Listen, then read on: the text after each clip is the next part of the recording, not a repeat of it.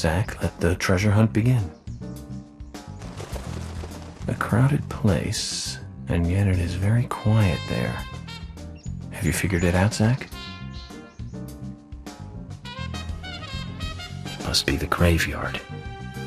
There's lots of people there, but none of them can speak. You see?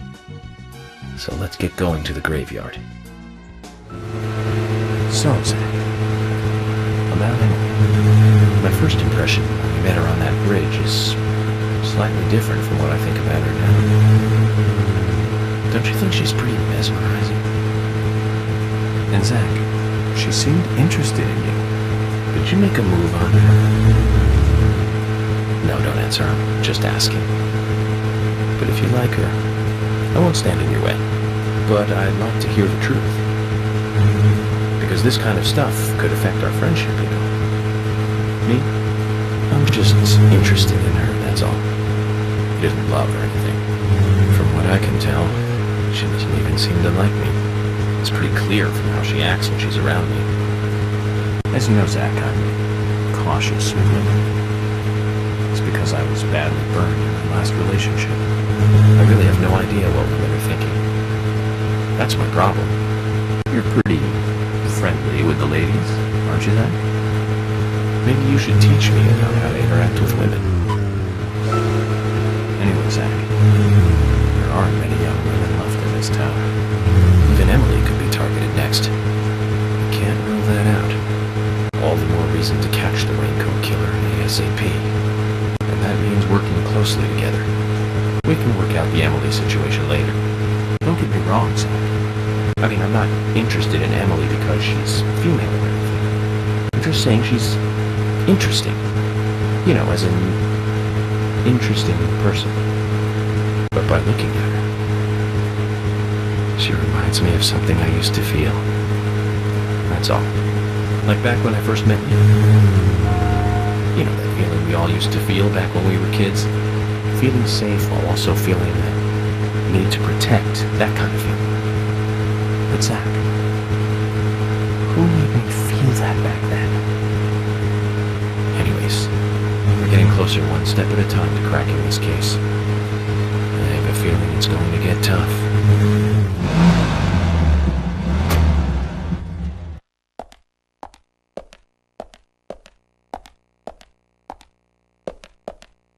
Just as Harry said, it's crowded and quiet.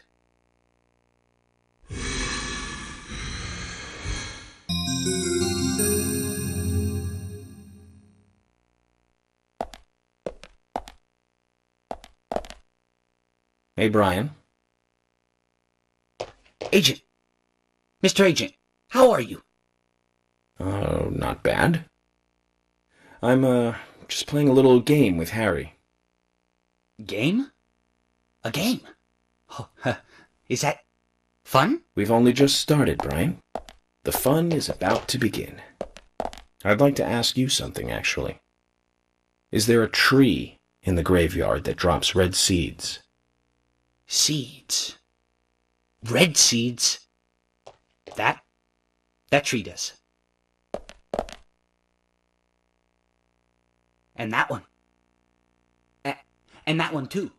All red seeds.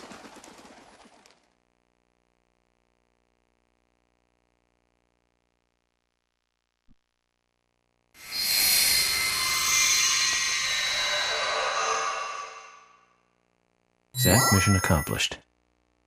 Let's get back to Harry's. The reward better be good. But you know about these seeds? They were right here under my nose. It's as if I was carefully carrying a bottle of water while walking in a pool. We're learning the countryside version of common sense the hard way, Zach.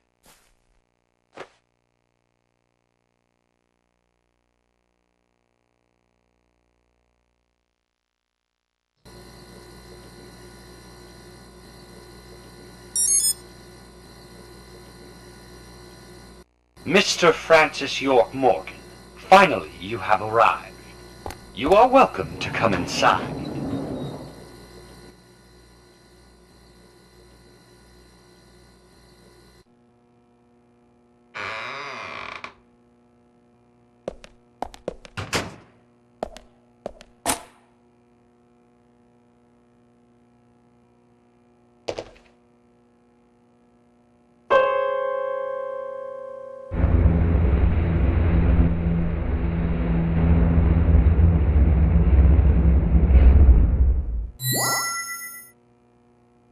Mr. Francis York Morgan, please proceed to Mr. Stewart's room. There he awaits you, I shall assume.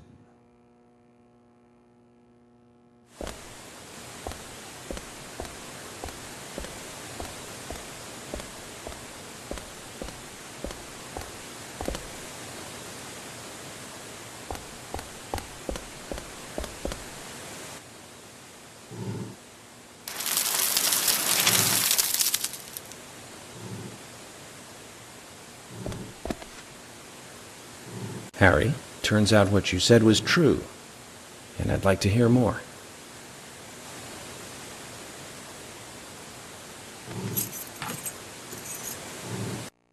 York, as you know, there's a powerful mystery surrounding these seeds. You've seen them at those other murders that took place elsewhere.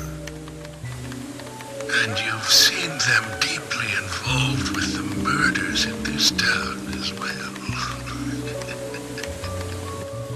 That's right. But how do you know all this? York, you must be younger than you look. Youngsters tend to hurry so much that they let things slip right past them. What you need to do is slow this down a bit. That way you'll see what's really important. Let me tell you a story.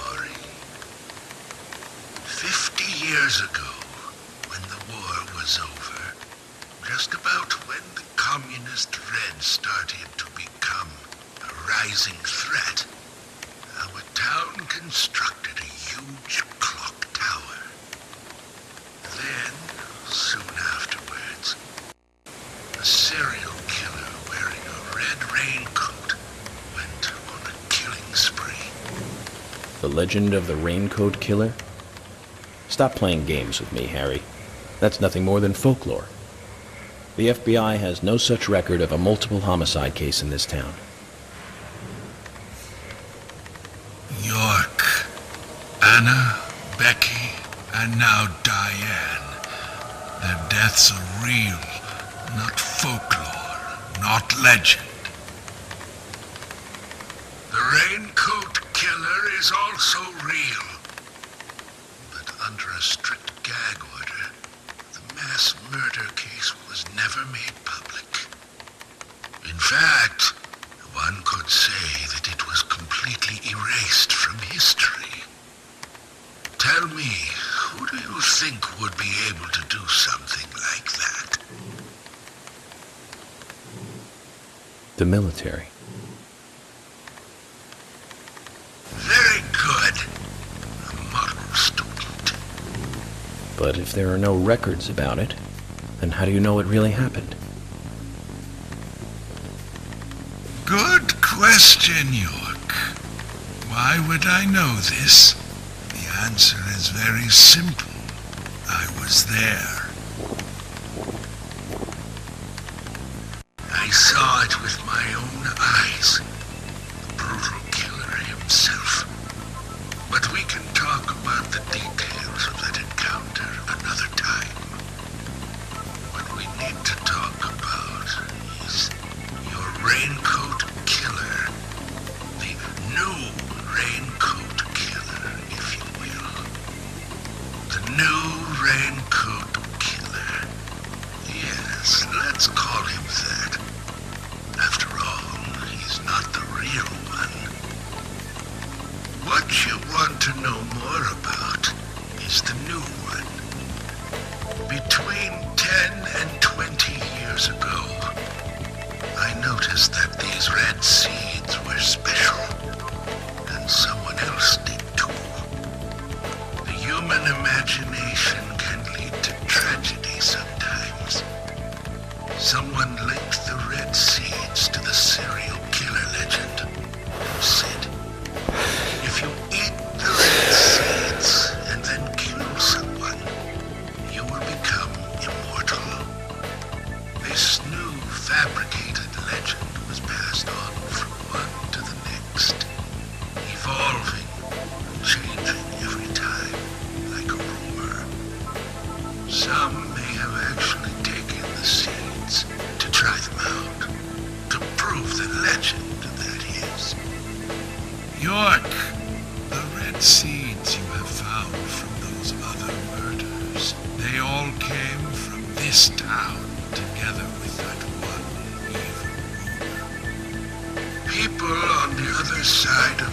planet may have heard of it by now, and new seeds might be growing in different parts of the world. So you're saying that the series of cases I've been following are all linked to this town? That's interesting, Harry. But there's no evidence to support that story. None of the criminals we caught for the other murders ever mentioned anything like that. It's your job, your role and duty to look into that, York. Now, the game must go on. You know I said that the incident 50 years ago was totally erased. Well, not quite. Records still exist in the sheriff's office. The old sheriff back then hated the military and did his own investigation. I need you to bring those documents here to me. Once you've done that, I'll tell you everything I know.